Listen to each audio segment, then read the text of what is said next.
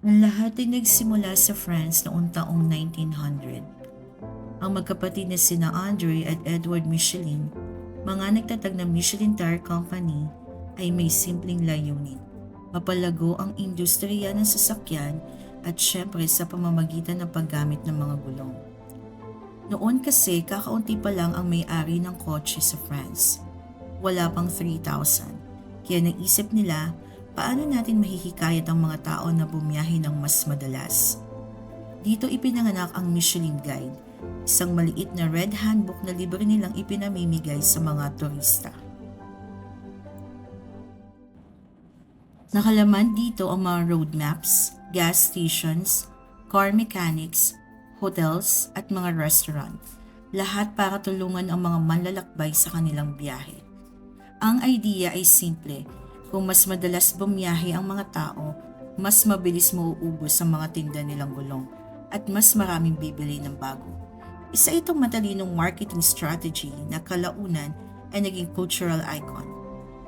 Habang lumalago ang industriya ng sasakyan, napansin ng mga Michelin Brothers na mas na-appreciate ng mga tao ang mga lugar kung saan sila kumakain habang naglalakbay.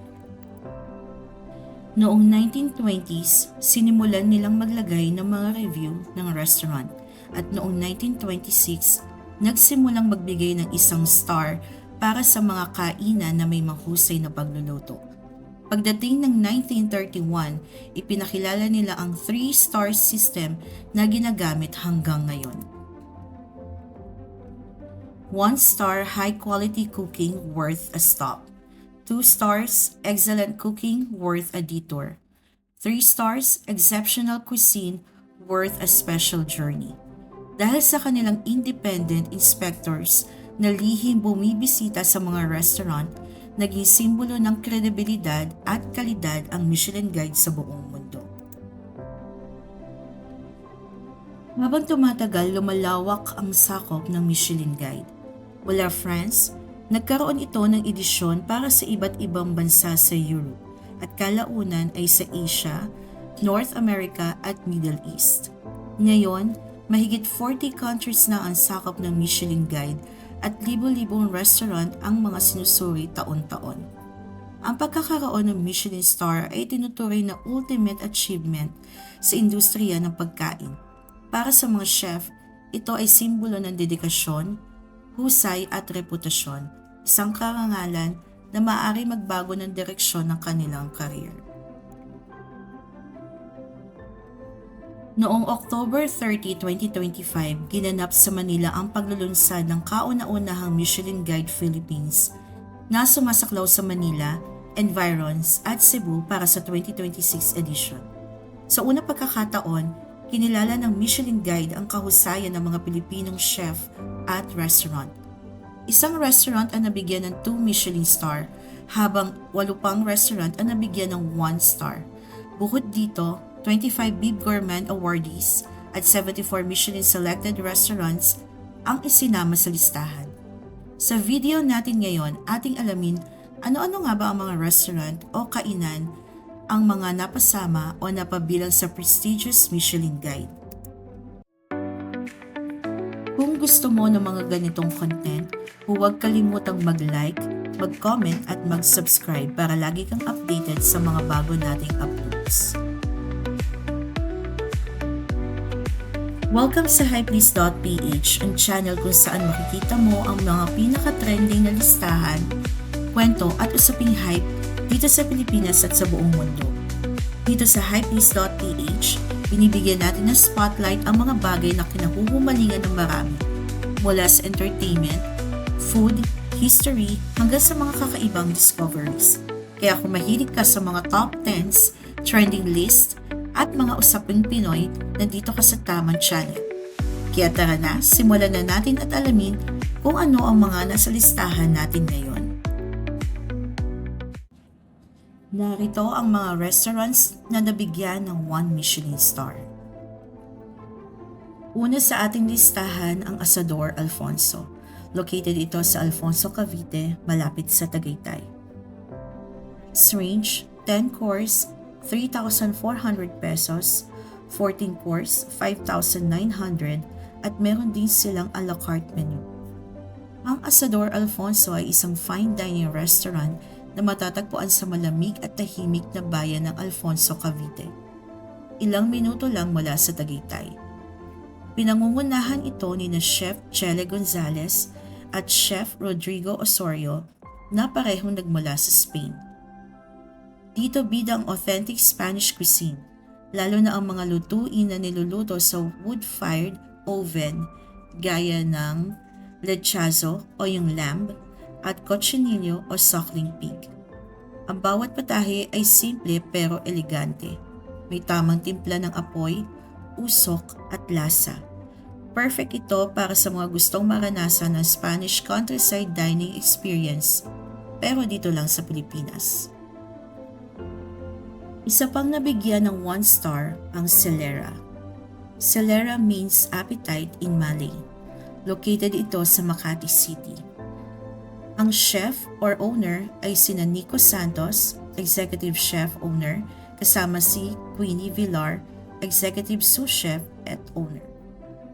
Price range, 10 course ay 5,460 pesos plus wine pairing of 1,600 pesos. Modern Asian-inspired cuisine, fusion ng iba't ibang kultura at techniques, pinagsama sa iisang sophisticated yet welcoming dining experience. Nabigyan din ng 1 star ang Gallery by Chele. Located ito sa 11th Avenue, 39th Street, Bonifacio Global City, Taguig. Ang may-ari at chef ay sina Chele Gonzalez at Carlos Villaflor, ang culinary team na nasa likod ng restaurant. Price range, for 6 course around 5,200 pesos, 10 course 6,500 pesos. Meron din silang vegetarian at set menus. Gallery by Chele ay isang modern fine dining spot sa BGC kung saan makikita mo ang fusion ng Filipino at Southeast Asian ingredients na ginagamitan ng high-end techniques at presentation. Sa bawat dish may kwento mula sa local farms, native sangkap at creative cooking style. Ang ambience ay elegant pero hindi over-formal, kaya perfect para sa special date o sa food lovers na gustong maranasan ng ibang level ng dining. Isa din sa mga nabigyan ng 1 star ang Hapag. Located ito sa Rockwell Center, Makati City. Price range, for 10 course, 7,500 pesos plus wine pairing of 3,000 pesos. For non-alcoholic pairing, nasa 2,200 pesos. Ang Hapag ay isang modern Filipino fine dining restaurant sa Makati kung saan pinaglalaban ng chefs ang tradisyon at innovation. Dito makikita mo ang mga classic Pinoy flavors na nire-interpret sa classy at creative na paraan. Bawat dish may puso, may kwento at may strong drive para ipakita pa ang pagkain Pilipino ay pwede rin maging world class. Kung may special occasion ka o gusto mong ma-experience ang next level Filipino cuisine, Hapag ang isang sa mga best bets. Nabigyan din ng 1 star ang Inato. Located ito sa Chino Rosas Avenue Extension, Makati City. Ang chef owner ay si JP Cruz, former sous chef of Toyo Eatery. Ngayon, siya na ang nag-lead ng Inato. Price range, 4 course 5,000 pesos pero meron din silang a la carte menu. Inato ay isang very intimate fine dining spot sa Makati na pinamumunuan ni Chef JP Cruz. Ang pangalan nila ay galing sa salitang Binisaya na ibig sabihin ay our way. Nang ibig sabihin, kanilang paraan para i-express ang pagkaing Pilipino sa modernong anyo. Sa loob ng restaurant, makikita mo yung subtle na gamit ng lokal na materyales na nagbibigay ng Filipino character sa space. Ang dining setup ay super intimate. Isang marble counter na may 8 seats para harap-harapan kayo ng open kitchen, kaya nakikita mong live kung paano ginagawa ang mga putahe. Ang food nila, Balik Pinoy pero may twist. Halimbawa, grilled skewers, kinilaw, regional ingredients mixed with global technique. Perfect ito kung gusto mong maranasan ang Neo-Filipino fine dining. Hindi lang basta pagkain, may kwento, may lasa, may identity. Ang isa pang restaurant na nabigyan ng 1 star ay ang Casa Palma. Located ito sa Poblacion, Makati City. Price range for 5 course, 4,500 pesos. Pag 8 course, 6,500 pesos. At meron din silang 10 course, 8,500 pesos. Ang Casa Palma ay isang modern dining spot sa Poblacion, Makati na pinamumunuan ni Chef Aaron Isip. Dito makikita ang mga creative fusion ng Filipino, Latin American at Southeast Asian na lasa gamit ang French technique at lokal na sangkap. May special jungle kitchen pa sila sa likod kung saan makikita mong niluluto ang mga dishes sa firewood. May rustic charm pero very sophisticated. Kung gusto mo ng elevated dining experience na Pinoy pa rin ang puso, Casa Palma ang puntahan mo. Nabigyan din ng 1 star ang Linamnam. Located ito sa Marcelo Green Village, Parañaque City. Ang price range nila for 11 course, 5,000 pesos, 16 course, 7,500 pesos. Linamnam ay isang napaka-special na dining spot sa Parañaque. Sa bahay pa mismo ni Chef Don Baldosano sa likod ng kanilang compound. Dito makikita mo ang modernong interpretasyon na pagkain Pilipino. Mula sa mga heirloom ingredients, regional flavors hanggang sa teknik na parang labas sa tradisyon. Bawat dish ay may kwento, local produce, forage items at mga classic Pinoy flavors na niluluto sa bagong paraan. Kung gusto mo ng dining experience na may puso at talagang Pinoy ang lasa, pero world-class ang setting, dito ka dapat pumunta. At ang panghuli sa ating listahan na nabigyan ng 1 star ay ang Toyo Eatery. Located ito sa Chino Rosas Avenue Extension, Makati City. Chef-owner Jordi Navarra, a Filipino chef who trained abroad and returned to showcase Filipino cuisine in a modern way. Price range, 6,500 per person for 8 course. Meron din silang kamayan menu, 3,900 pesos.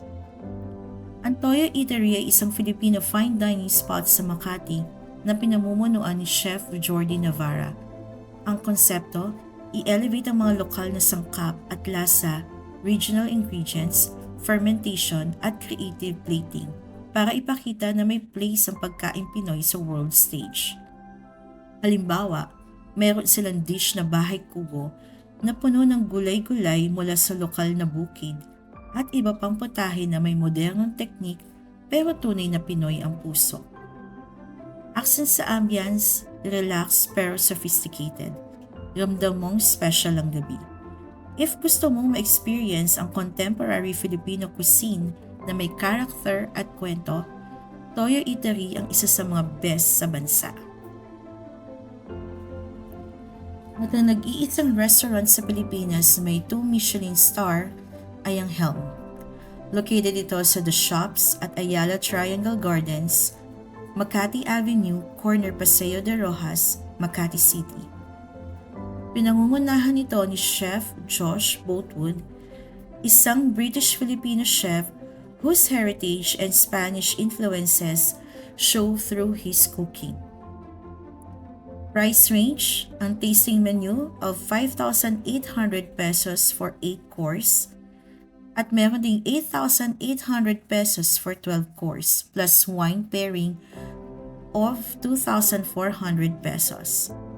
Sa Helm, sinasabayan mo ang fine dining at culinary theater. Ang bawat dish ay gawa ni Chef Josh Boatwood. May 3 sangkap palagi sa bawat plating. His signature Trinity Principle at hinahamon niya ang sarili sa bawat menu. Dito makikita mo ang modern approach sa pagkain Pilipino at international influences. From local produce hanggang sa technique na galing Europe, lahat may kwento. Ang ambience ay intimate at sophisticated. Open kitchen, counter seating, minimalist decor.